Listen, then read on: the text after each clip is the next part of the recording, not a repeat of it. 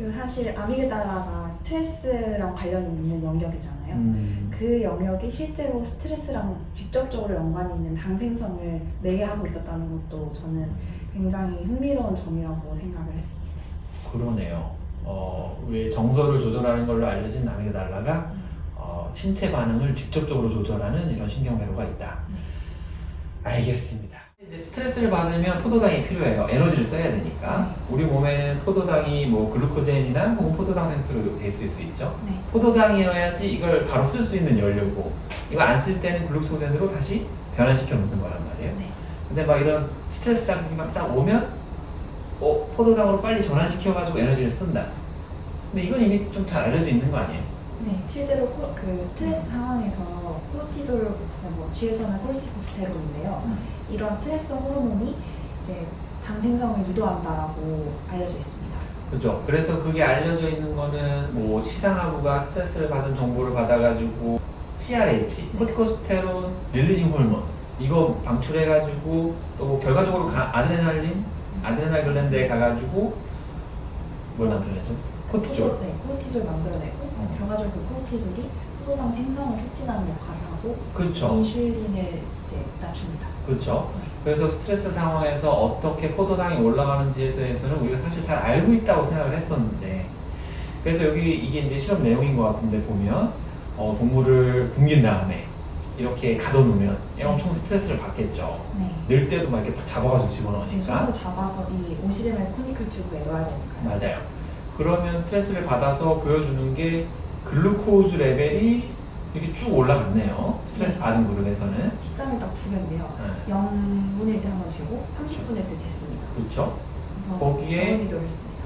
글루코즈뿐만 아니라 이제 아까 얘기했던 스트레스 호르몬, 코티졸, 혹은 코티코스테론 걔 레벨도 확 올라가 있어요. 네, 현재 이 마우스가 스트레스를 받고 있구나라는 것을 이 호르몬 지표로 보여줄 수 있는 데이터입니다. 그렇죠. 그러니까 우리가 이미 다 알고 있는 줄 알았는데 이 논문에서는 이 스트레스 호르몬을 통해서 포도당을 증가시키는 그런 회로가 아닌 다른 신경 회로가 있다는 걸 처음 찾았다는 거예요. 네.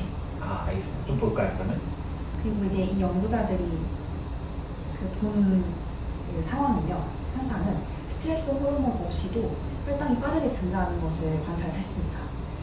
그러니까 이제 우리가 아까 얘기했던 그 스트레스 호르몬 패스웨이가 아니라 그거 없이도 혈당이 올라간다. 그런 새로운 회로가 있다는 걸 찾아냈다. 네. 오케이. 그러면 이 회로는 이제 스트레스 호르몬과 독립적이구나라는 것을 첫 번째로 알 수 있고요. 그리고 두 번째로 이 논문 제목에서 알 수 있듯이 간에 폴리시네틱한 연결을 맺고 있거든요. 그래서 그 시작점이 아미그달라라고 하는 한국말로 편도체라고 알려진 영역입니다. 그러니까 제목이 아미그달라 리버 시그널링이네요. 아미그달라 편도체는 우리 뇌에서 이제 공포나 불안 혹은 그 외에도 많은 정서들을 조절하는 걸로 잘 알려진 영역이에요. 근데 그거랑 간 사이에 어떤 연결이 되어 있고 이 둘 사이의 시그널링이 아까 얘기했던 이제 혈당 반응을 스트레스에 대한 혈당 반응을 조절한다는 걸 최초로 밝힌 논문이네요. 네. 네이처. 네이처입니다. 오케이. 오늘 그리고 한 가지 더 말씀을 드리자면 그냥 아미그달라 전체를 본 게 아니라 특히 내측 편도체라고 하는 미디얼 아미그달라 영역을 관심 영역으로 봤습니다. 알겠습니다. 그러면은 여기 사진이 이제 미디얼 아미그달라 보여주는 사진이네요. 네. 요쪽이 미드라인 쪽이고 이쪽이 레터럴 바깥쪽인데 이렇게 생긴 신경 핵이에요. 아미그달라가 이렇게 큰데 그 중에서도 이 안쪽 이 부분을 미디얼 아미그달라로 하고, 그러니까 이제 이 스트레스를 막 준 다음에 C4스라는 거는 이제 이미디엇 얼리진이라고 해가지고 신경세포가 활성화되기 시작하면 이 포스 단백질이 늘어나서 우리가 나중에 어떤 신경세포가 활성화될지를 찾아볼 수 있는, 확인해 볼 수 있는 물질이에요. 걔를 확인했더니 어떻게 된 거예요? 여기가 미디얼 아미그달라고 얘네들이 스트레스를 받은 애들이니까. 네, 스트레스 오케이. 받았을 때 이 네. MEA 뉴런 자체가 이제 포스티브, 즉 아까 말씀해 주신 것처럼 활성화가 됐다는 걸 눈으로 확인을 할 수 있었습니다. 근데 이제 이 영역이 스트레스에 민감하다는 건 기존에도 얘기가 좀 되던 거예요. 이미 알고 있던 거죠. 네, 네. 많이 알고 있던 사실. 그런데 이렇게 활성화됐는데 어떻게 된 거죠? 이 활성화된 뉴런들이 실제로 스트레스 상황에서 당을 올리는 뉴런이라고 지금 가설을 해오고 있는데요. 실제로 이제 스트레스 상황에서 MEA 뉴런의 칼슘 액티비티를 파이브포토메트리라는 방법을 통해서 봤습니다.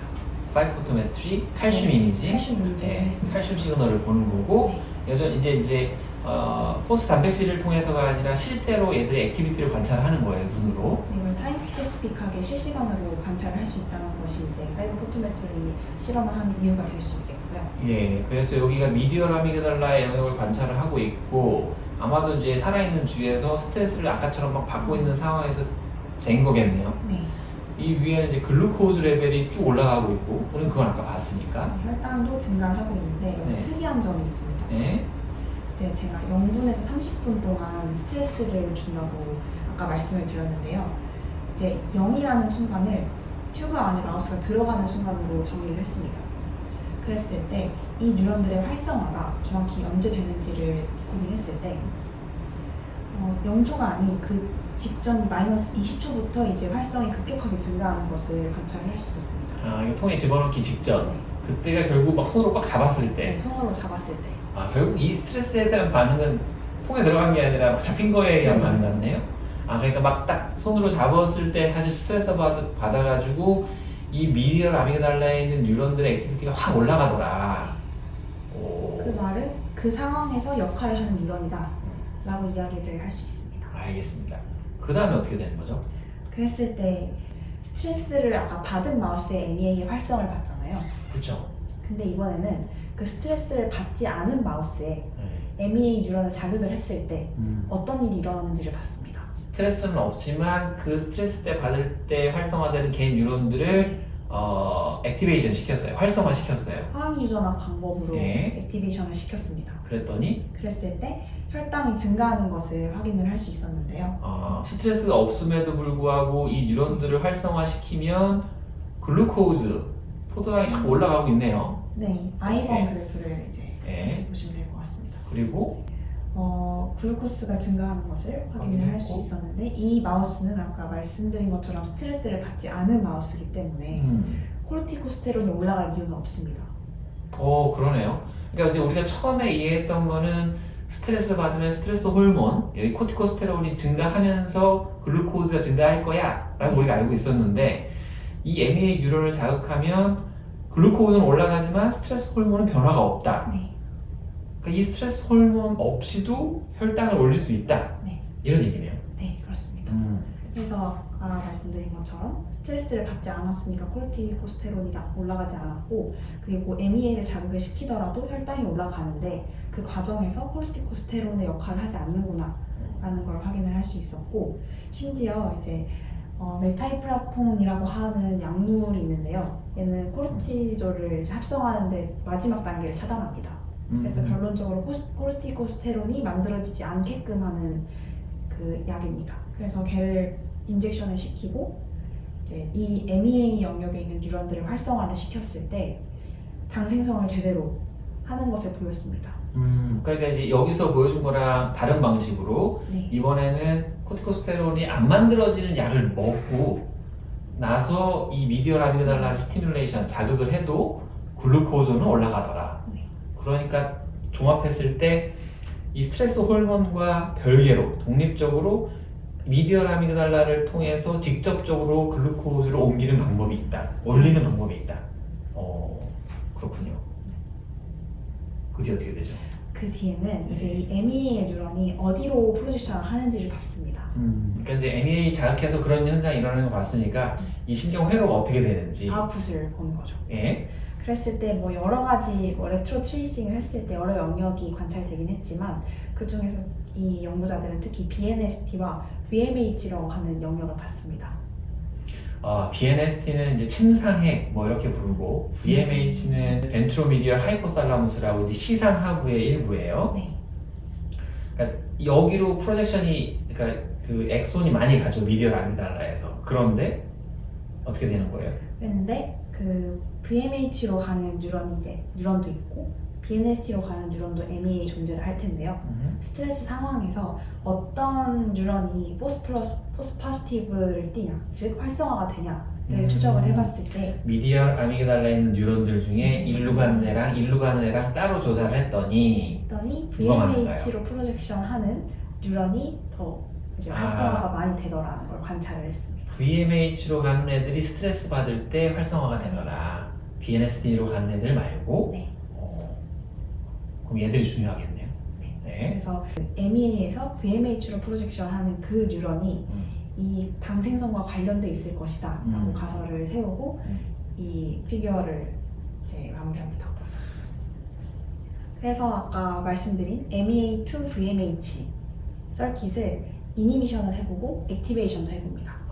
맨날 해보는 거죠. 그러니까 얘들이 중요한 것 같다. 얘들이 이제 활성화되는 걸 봤으니까 MEA 뉴런들 중에서도 VMH로 가고 있는 애들만 따로 떼내서 억제를 시키면 어떻게 되는 겁니까? 당 생성이 이제 컨트롤에 비해서 확실히 덜 되는 것을 볼 수 있습니다. 여기 이 회색 바가 회색 라인이 원래 보통 올라가는 건데 스트레스 받았을 때 혈당 올라가는 건데 이 MEA 뉴런을 끄면 요만큼 줄어드네요. 네. 아예 줄어드는 건 아니고 요만큼 줄어들었어요. 왜냐면 스트레스 상황이니까 뭐 코르티졸이라든지 그런 역할이 할 수. 걔네들이 없는 게 아니고 네, 없는 게 아니니까. 스트레스 호르몬에 의해서 일어나는 경로도 이렇게 있고 그거랑 독립적으로 또 혈당을 올리는 회로에 의한 효과, 이 미디얼 아미그달라에 의한 효과가 요만큼은 있는 것 같다 정도로 해석하면 되겠네요. 네. 그리고 반대로 액티베이션 하면 활성화시키면 활성화시키면 이제 그 당 저항성이라고 이야기를 논문에서는 하는데요.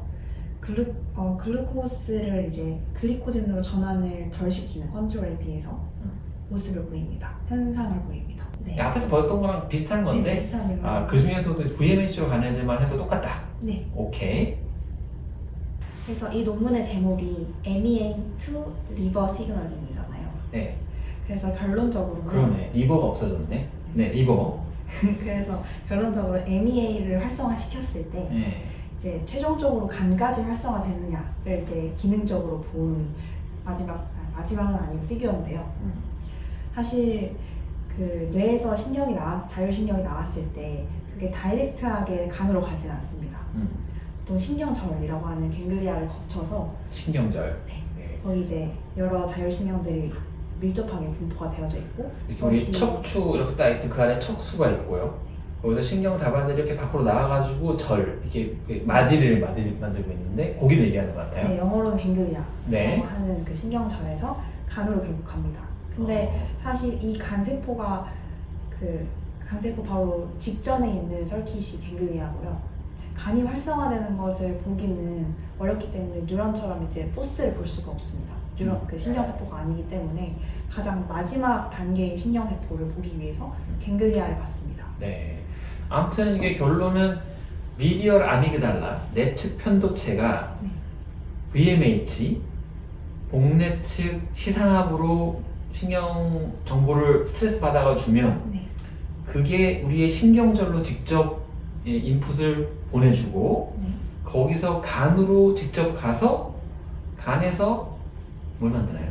간에서 이제 포도당을 생성을 하게 되는 거죠. 직접. 그러니까 아마도 이제 그 효소작용을 일으켜서 포도당을 만들도록 하는 신경회로.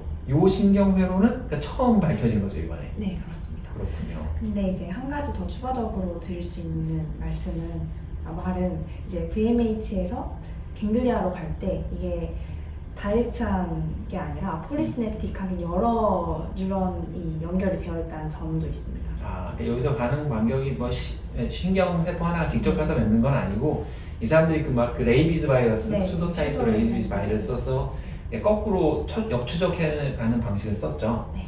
그래서 이제 알아낸 거고. 그렇군요. 그러니까 첫째는 기존에 알고 있지 못했던 스트레스 받았을 때 나타나는 반응, 신경 반응이 우리 포도당 조절하는 걸 밝혔다는 거 알겠고, 이게 기존에 알고 있던 거랑 좀 다른 의미가 있을까요? 기존의 이제 호르몬 반응은 사실 수분 내에 반응을 할 수 있는 스트레스에 대해서 반응을 할 수 있는 방법이었다면 사실 호르몬에 비해서 신경 전도 속도라고 해야 되겠죠. 신경 전도 속도는 훨씬 더 빠르잖아요. 그래서 훨씬 더 빠르고 직접적으로 간에서의 포도당 생성을 촉진시킬 수 있다는 그런 기능적인 의의를 가집니다. 이게 더 빠를 수 있다. 네. 그쵸. 호르몬 작용을 일단 혈액을 통해서 뭐 지나가고 해야 되니까 시간이 오래 걸리는데 당장 스트레스가 앞에 있으면 좀 빨리 끌어올려야 되니까 그런 면에서 또 새로운 더 빠르게 작용하는 새로운 신경회로를 밝혔다는 그런 의의를 가지고 네. 네이처에 이제 또 논문이 나온 것 같네요. 그 사실 아미그달라가 스트레스랑 관련이 있는 영역이잖아요. 그 영역이 실제로 스트레스랑 직접적으로 연관이 있는 당생성을 매개하고 있었다는 것도 저는 굉장히 흥미로운 점이라고 생각을 했습니다. 그러네요. 우리 정서를 조절하는 걸로 알려진 아미그달라가 신체 반응을 직접적으로 조절하는 이런 신경회로가 있다. 알겠습니다. 그러면 이제 이렇게 새로운 신경회로를 배운 걸로 오늘 마무리합시다. 감사합니다. 오케이, 감사합니다. 저희 썸네일 찍어야 돼요. 그냥 보면서. 됐어요? 네. 오케이, 여기까지 합시다.